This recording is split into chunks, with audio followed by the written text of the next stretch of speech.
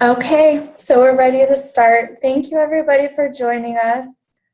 We are hosting this seminar from Boston, Massachusetts, United States.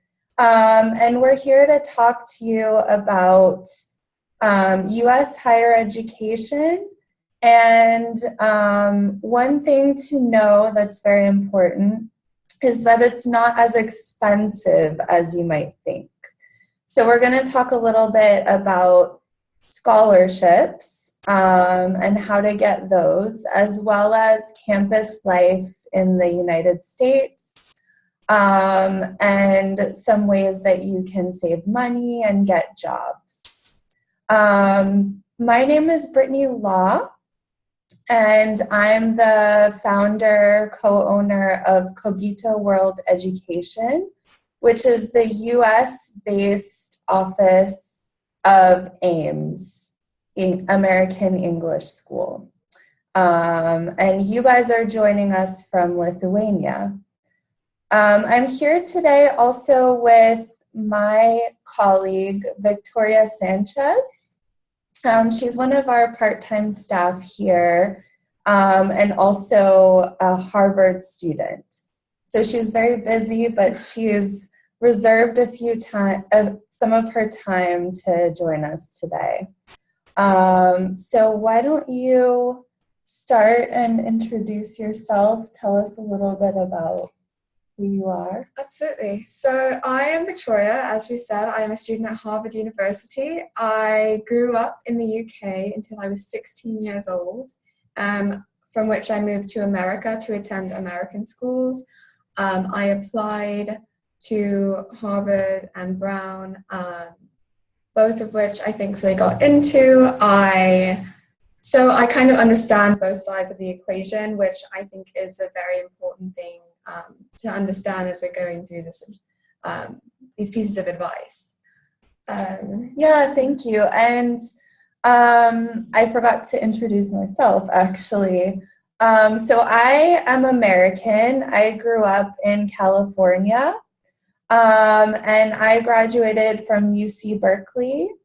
And then I eventually made my way over to Boston, and we started a consulting service, and we've been counseling international students for about 10 years together.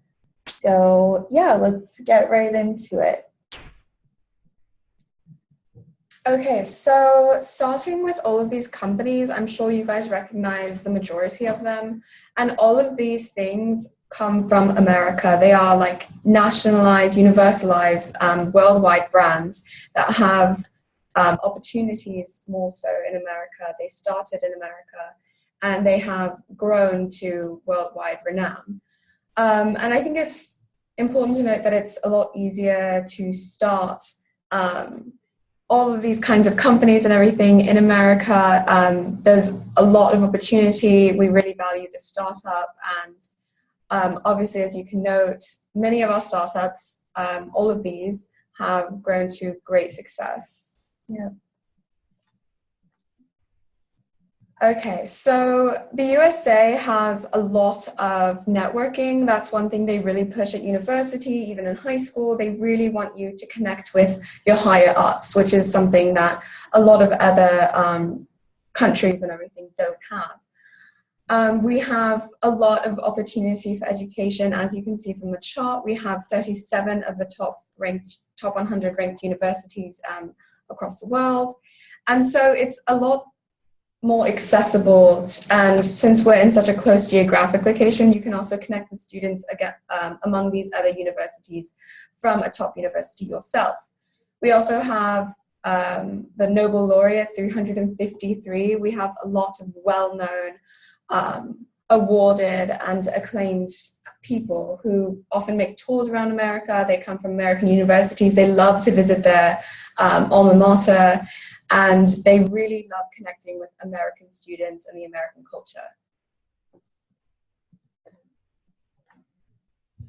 So campus specifically, I think, is one of the largest differences between American schools and other schools. Campuses in America are very, very unique.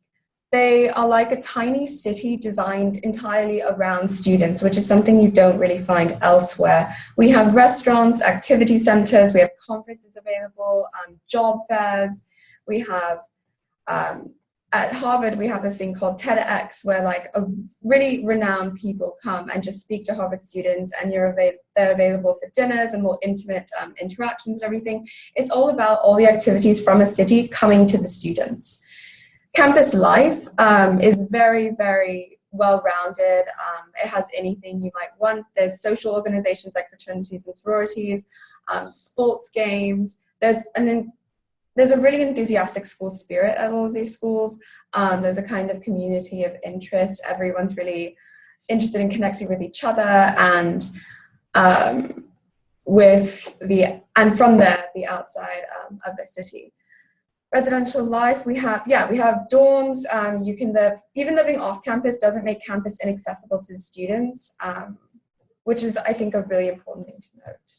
Yeah, and that goes across the board for almost all American universities, not just Harvard or the Ivy League ones that you might know about, but almost every single university in the United States has this very rich campus life. And they're like, one of the sort of famous parts of it is the football games. And most students live on campus in the dormitories. So you're like living with your friends and your classmates, and you can study late into the night if you want to. But you have this support network where you're really learning from each other at all times of day and night. So I think that's another part of, also, it's the campus life, but it becomes the academic side as well. Yeah? Yeah. And this is just to give you an idea of the scale of some of the universities. Like Harvard has its own bus service and shuttle. Many college campuses are like big cities in a way. So you'll have a gym, restaurants, coffee shops, and sometimes even their own public transportation and their own police on campus. And so that gives you a real sense of community, sort of like a bubble within the larger context of the college town or the city where the campus is located. But it also works in conjunction with the town. It's not totally a bubble, but you have all of the resources that you could possibly want. So in terms of American versus UK schools, I really wanted to emphasize the cultural differences. With professors in the UK, you have these things called formal dinners, and they're very, very, there's a lot of distance between the professors and students. You are aware at all times of your rank as a student below a professor, whereas in America, it's very much about professors respecting and engaging with students. They have office hours, they're available to catch dinner with you. They're often encouraged and even required by universities to connect with students. They really let you make up exams, they give you feedback on essays, whereas in the UK it's largely independent study and the professor's just kind of there to provide a framework and requirements. Also in the United States, there's a lot of freedom of change, which is something I appreciate. I can change, as a second year university student, I can change my concentration as late as my third year of university, whereas in the UK, you have to apply under a concentration or major, and you are required to study that if you do get into the universities that you're applying to. In the US, it's also 4 years as opposed to 3 years. And this is largely because of the roundness of education. As an English concentrator, for example, I'm also required to take math, history, science. And I think this really helps you going into the job field to not just be specialized in some one thing very well. And then in the last 2 years after you declare a concentration, you really delve into your field quite well. And I think it's important to have a well-rounded education in university. Because while you were doing this in high school, this is just a completely new level of learning. There is also more interactions among different concentrations. In the UK, the universities are separate into colleges, and so if you're in the College of the Humanities, you probably won't interact a lot with engineers. And this really helps you approach different ways of thinking and learning, different cultures. You really become a more well-rounded and well-educated person through social interactions as much as academics. Yeah, and we also have consistent and manageable work. Like high school, there's quizzes, you turn in drafts of essays so you can get feedback on it, whereas in the UK, it's kind of like you're learning all term, and then it's all conglomerated into one massive exam or like a 3-hour essay that you have to write in class. It's all very high pressure right at the end. And so that in this way, it's easy to get behind. It's easy to, if you don't understand one thing, it can easily snowball throughout the term. Whereas in America, if you don't understand one thing, you can go to the professor, or you can see on your assignment that you're not getting it right and learn from that. There's also this very, very unique enthusiasm for class. I have never walked into a class and seen it just full of people discussing the readings before class started.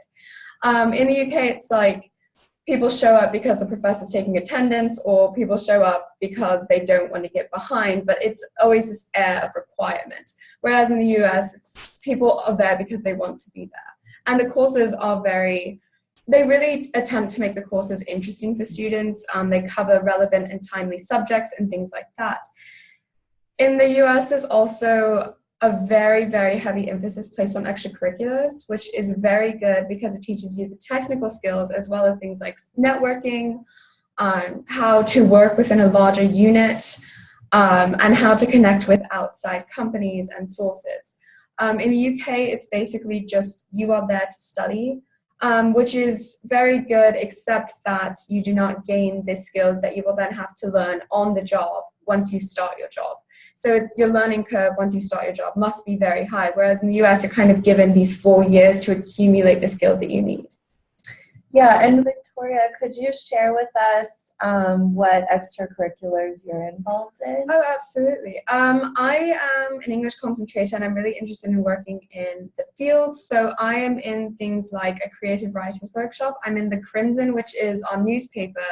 It's a very, very big newspaper. Also, a lot of college institutions have very well-established organizations that will help you when you go into the job field. And so I'm part of the newspaper. I write for the arts board. I do features, editorials. So I'm gaining these practical skills. I'm also in a literary magazine called Tuesday. I volunteer through our Phillips Brooks House Association, which is well known among the nonprofit sphere. So that's really helps me connect with outside companies. And that also helps me get an internship like I'm going to have this January. And so, yeah, thank you. She's very busy. But I think it really helps you in the long run when you're thinking about your career and you're gaining skills along the way. And I just want to add to one thing that Victoria mentioned, which is you can also double major here in fields that are completely different. So, for example, you could double major in engineering and history if you wanted to.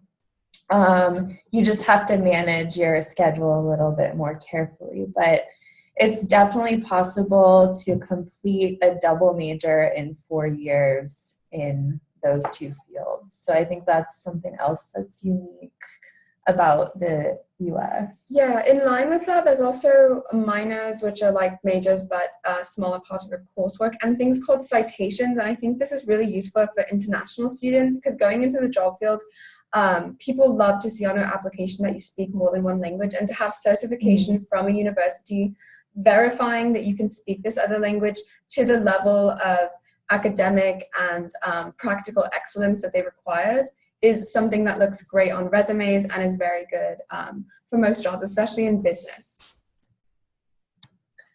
So we've talked a little bit about like thinking into the future about your career.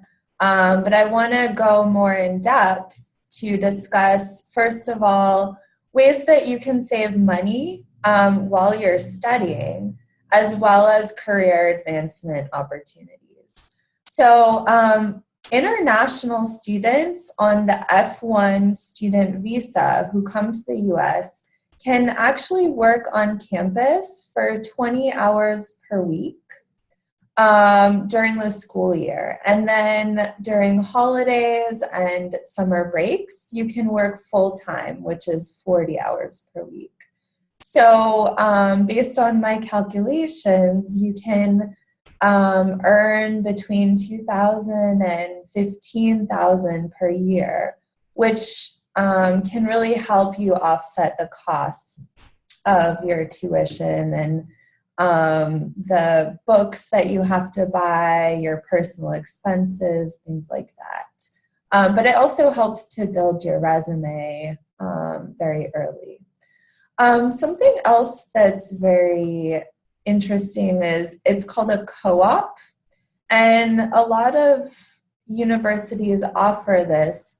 It's where it's built into the curriculum, and often it's engineering or business majors will alternate between full-time study, and then so one semester you would have all academic classes, and then another semester you might join a company and get paid for that time.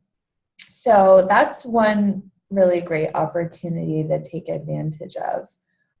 There's also internships that's integrated into the curriculum. One other thing is if you wanted to apply to be a resident assistant, sometimes you can get free dormitory housing on campus. So basically you're sort of acting as a hall monitor or organizing small events, and you get free housing. There are career fairs at every college campus in the US. So usually the university hosts the career fair, and then different companies join who want to recruit future employees while they're still in school. So a lot of my classmates and other people I've talked to have been recruited directly from universities starting from their last year. So their senior year of university, they already have a job set up for them. And you can meet the different companies, get a sense of which ones you like. And this is beneficial also when you're thinking about going back home to your home country, whether it's Lithuania or somewhere else. The American companies often have a branch in Vilnius or major cities throughout the world. And those companies really value that you're bilingual, but also that you understand the American culture. And the last thing I want to mention is OPT. So that stands for Optional Professional Training. And it's guaranteed to all international students who complete a degree here in the US, whether it's an associate's, bachelor's, or master's degree. After you complete that, you can work in the US for 12 to 24 months, full-time with a regular salary at an American company. You just have to secure that job, and then your visa extends up to 2 years.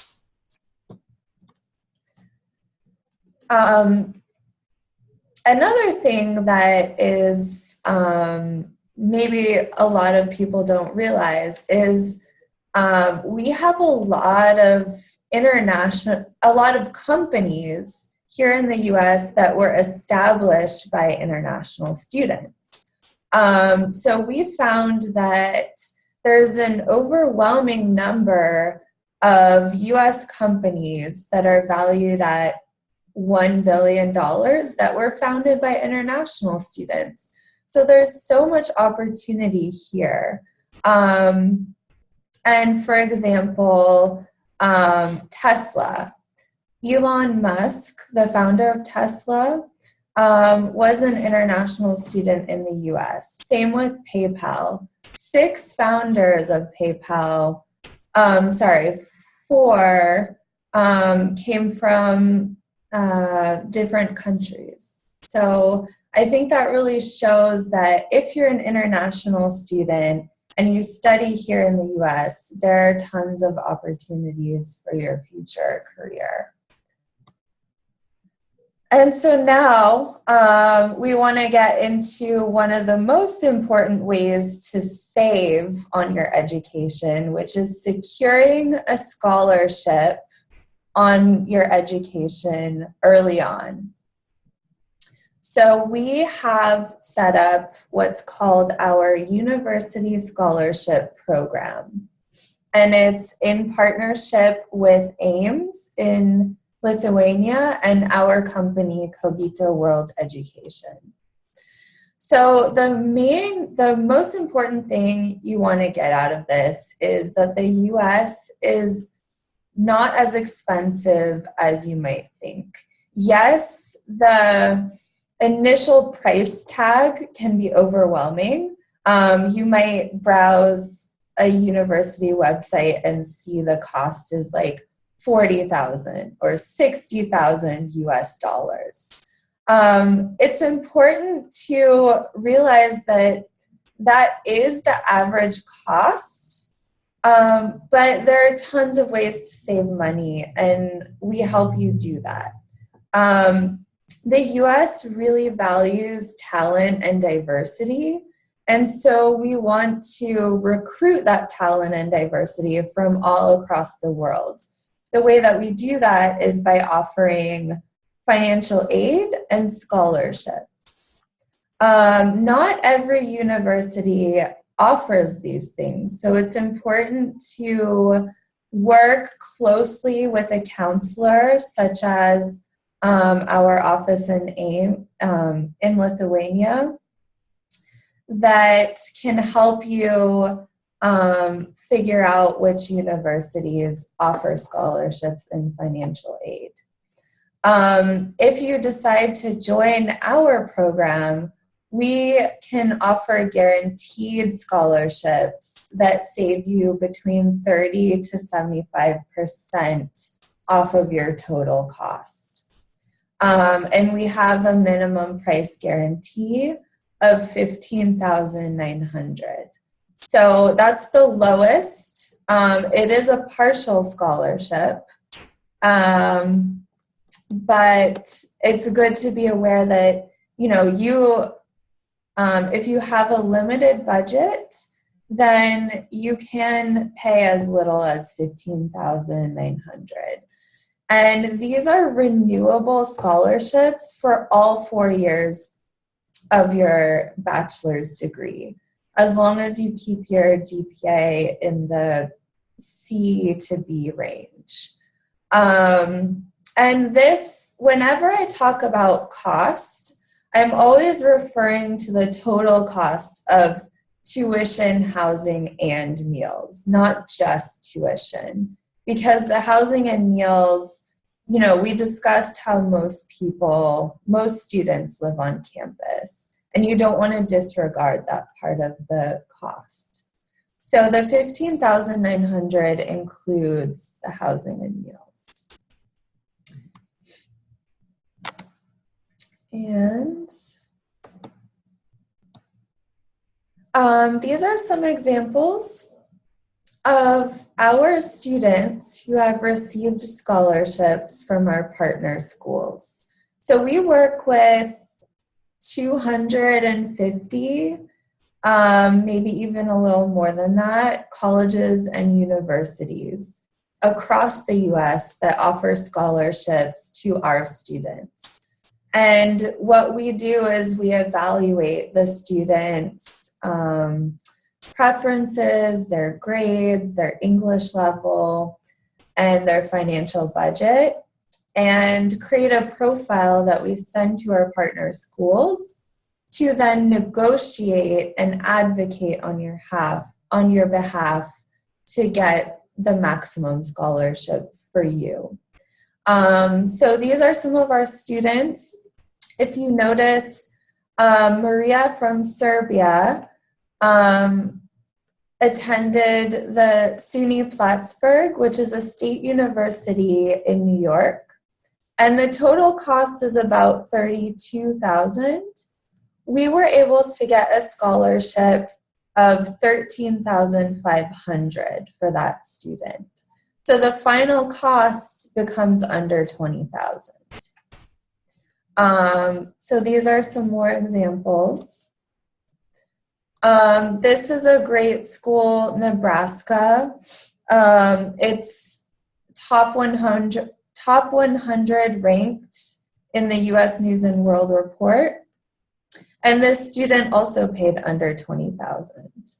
So there are so many opportunities for scholarships. You just have to find the right guidance and obviously meet the requirements. So here's some more pictures of the State University of New York, some buildings and the campus, the dormitory. That's me on the campus. So requirements. What are the minimum requirements to join our program? You need to have a minimum TOEFL of 61 or IELTS of 6.0. Many of you, I'm sure, already meet these requirements, but obviously the higher your score, the more scholarship you can get, and the more access to universities you will have. You should also have B average grades. And SAT is absolutely not required for our program. So that is, sometimes a barrier for students.